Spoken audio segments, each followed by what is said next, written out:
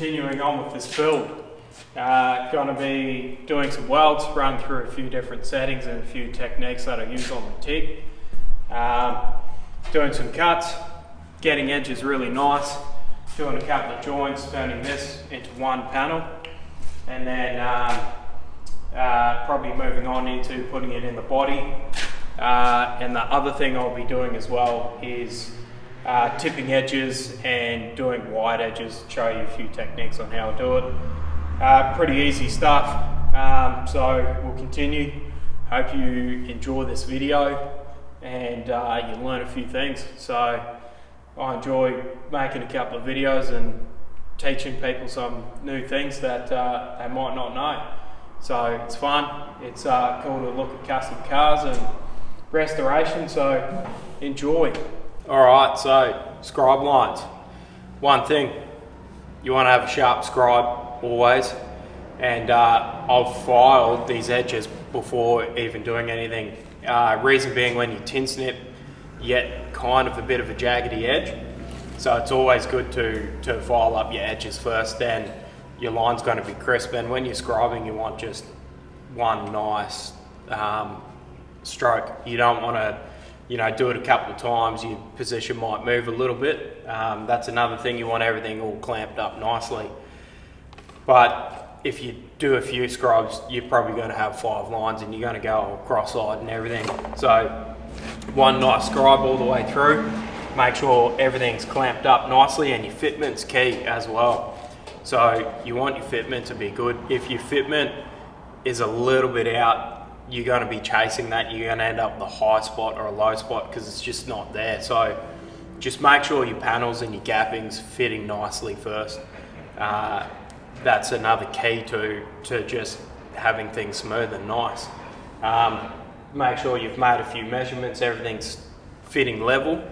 Yeah, so we'll go and get a scribe mark in there. Just want one nice scribe all the way through, and that's it. You've now got your cut line, and we'll move on, scribe up the other side, start cutting out and doing some welding. Prior to scribing the lines in down through here, I do like to make a little cut in here, then this can sit level with where you're about to go into, and then when you scribe and mark in through here, everything's all lined up. So tin snipping, I like to cut off and get rid of the excess material first. As you can see, I'll try and show you, but now there's one nice scribe line all the way through and a bit of excess material. So get rid of the main bulk of that, cut that material off until you're left with, I don't know, like a 5mm strip, and it just peels off a lot nicer and you just get a smoother cut. And tin snipping, I like to tin snip it and not completely close the tin snip off all the way to the tip. That's going to give you little weird cuts and sharp little pointy out bits on the material. So you only really want to use half of the tin snip when you're tin snipping, just gradual cut all the way through. Don't just smash through it real quick because your edge isn't going to be nice. So you want your edge to be nice, and just tin snip through nicely, get that cut nice and straight, and then get this joined up and get into some welding. So let's go for it.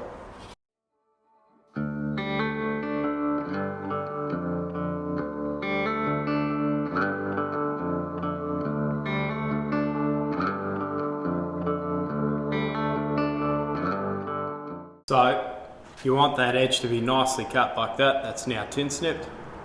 And next thing is filing. So get yourself a nice file, sharp file, and file up these edges. Just get it nice and smooth all the way through.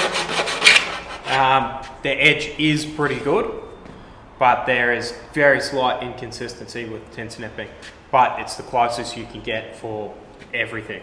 So always tin snip your edges and always file your edge prior to welding in, and you'll get that gap primo. Prepping this before I weld it, wax and grease remover, just pump that stuff up, spray it on your part, clean it off with a fresh rag, and that'll just get rid of any oils, because I actually put oil on this to stop everything from rusting up. I live near the ocean, so salt water in the air, things can rust up really easy. If you forget to rust something for a weekend, you're gonna have rusty fingerprints through it. And one thing I do, because I do get asked it a bit, is how do I keep my panels from not rusting? There's two things. There's one thing called Easy Foss that you can spray on there, and that stuff's pretty good. That'll stop rusting. But what I use, WD-40 in big tubs, and I put about 60% of this into a spray bottle in here, and then the rest of it thinners, so 60-40, and then just spray that on, wipe it on with a rag, and that little oil coat will stop everything from rusting out. So got to clean the stuff up prior to welding. We'll clean it up and do some welding. Comfortable prior to your welding, we're going to be tacking up, and I like to start at the top where I can line it up here. I would normally put little reference marks all the way through, but I like to get a tack up at the top and then work my way down. And because the weld is heating and shrinking, as you tack, it'll come out a bit and then it'll come back in level again. It'll do these as you're tacking and running your way through. So you do a tack and you'll feel it go like that, but as that shrinks and comes back, that will come back, and you can just get that join nicely all the way through.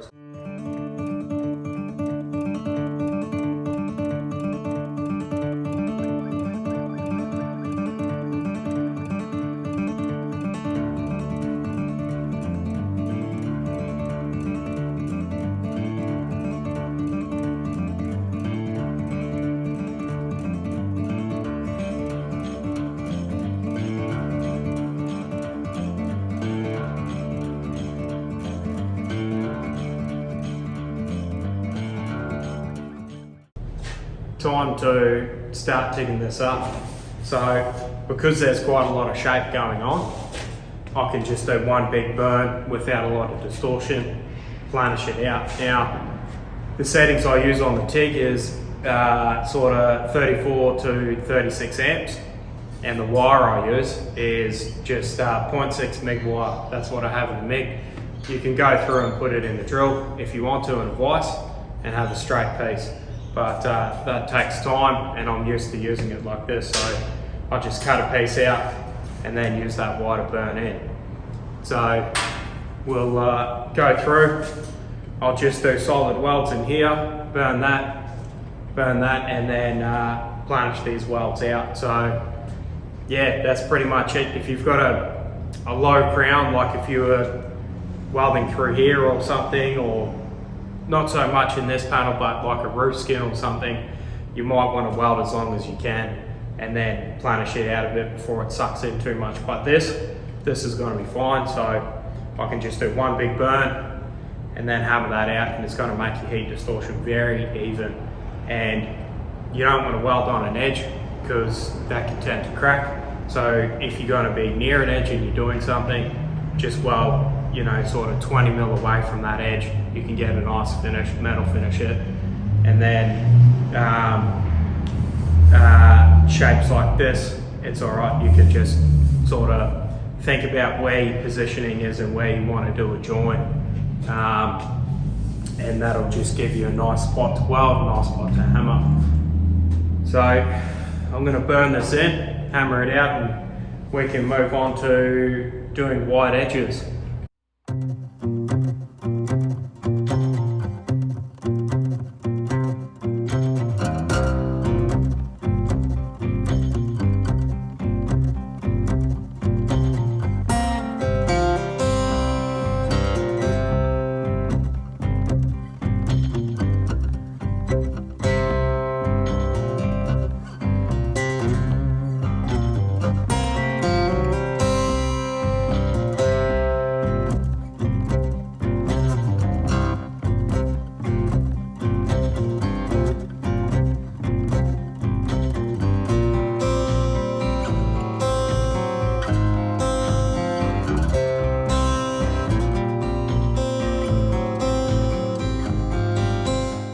weld it up, I have taped up this area, DA sanded it, got the slapper out, slap hammered that, and got this looking pretty good. So this is now one piece.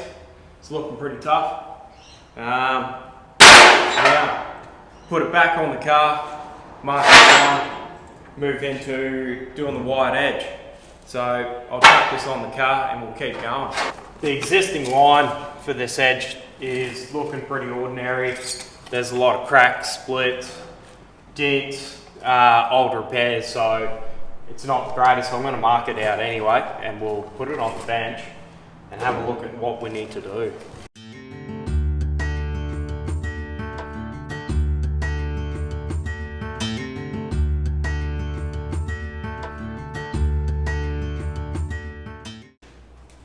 Marked out the line, and the bottom line's looking kind of not too bad. A couple little areas that I'm just going to have to blend it out and get rid of, where it's a little bit wobbly and it's a little more shape in this one here compared to this one, so I'll make a little pattern off that side and make sure this side's going to be the same.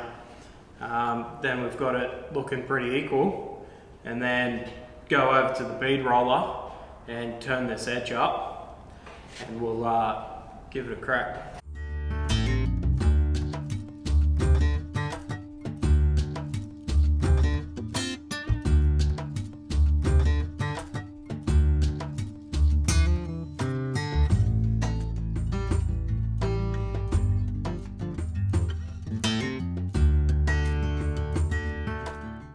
I've done a cardboard template, so both of these sides are looking the same.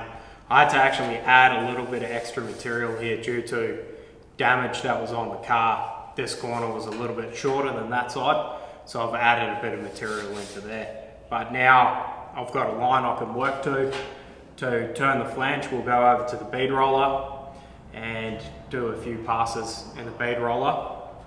Get this turned up, and then we'll have to shrink in a few areas, because as you bead roll, it's going to pull certain areas flatter as that flange comes around. So you just got to add more shape into that zone. So now it's all quite even.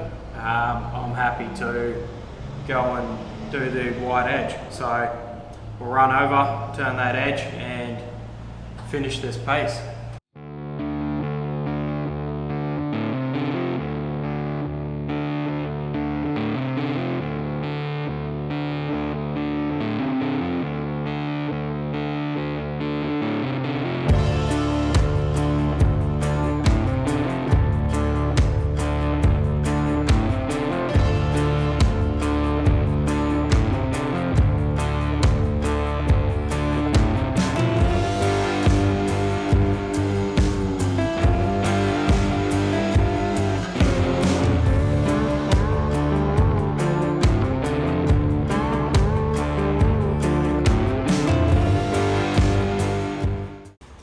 The flange is tipped over. Now I've just got to get my wire,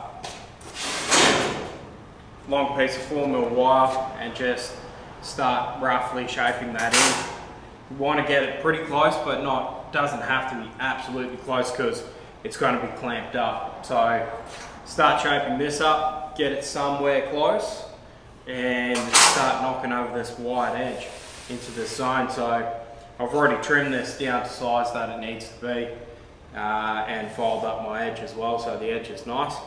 Normally, I would run through with a bolster chisel and crisp up any bead rolled edge, but because this is a rolled edge, I don't want that edge to be real sharp. So as it sits straight off the bead roller is okay for this application. So now to just start getting some shape into this.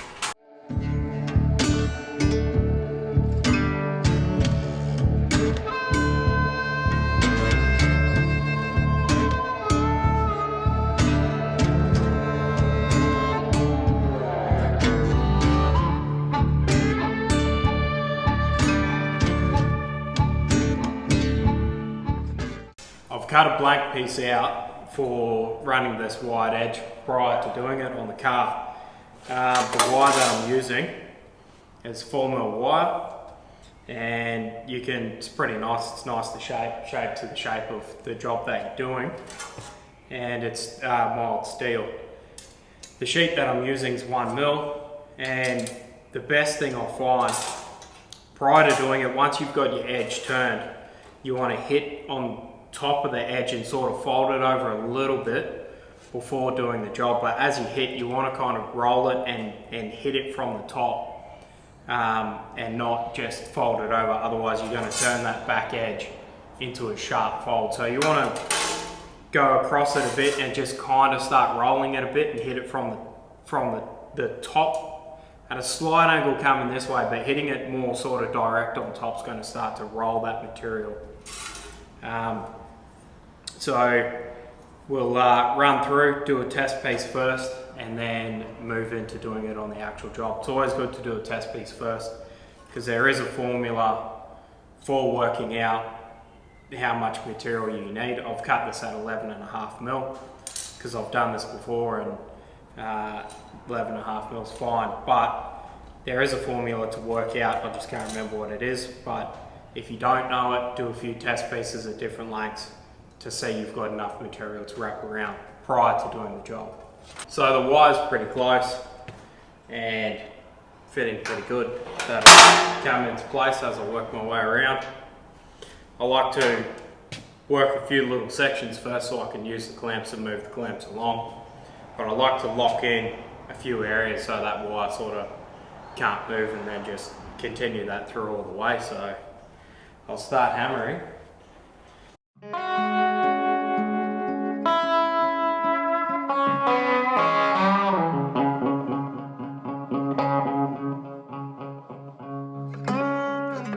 So this is where I've locked the wire in, just in through here. And when I'm working it, I like to work from this edge and bring it around, and then give it a few hits from the front and just tuck that wire, really tuck that in. But now that's locked in place, we can just work through, moving the clamps along and just wire this whole thing in. Super easy.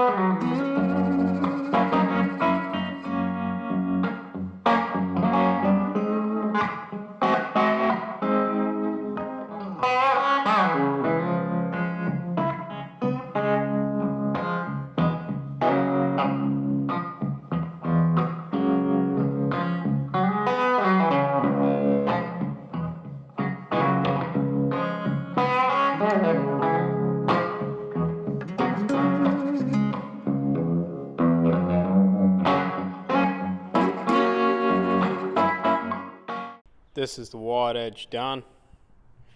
It looks good, nice and rolled around all the way. And that's the inside.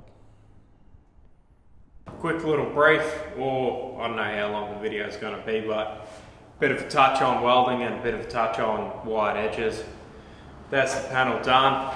That's one piece, and I think it looks pretty good.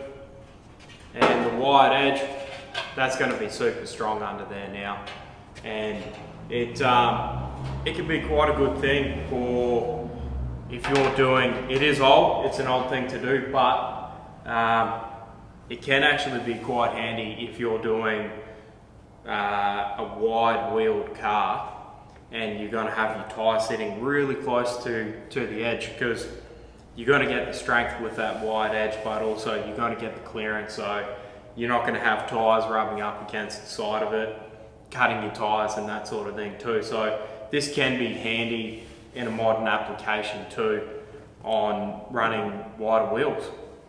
So that can also be handy. That's done. So I hope you guys enjoyed the video. and that you tune in for the next one.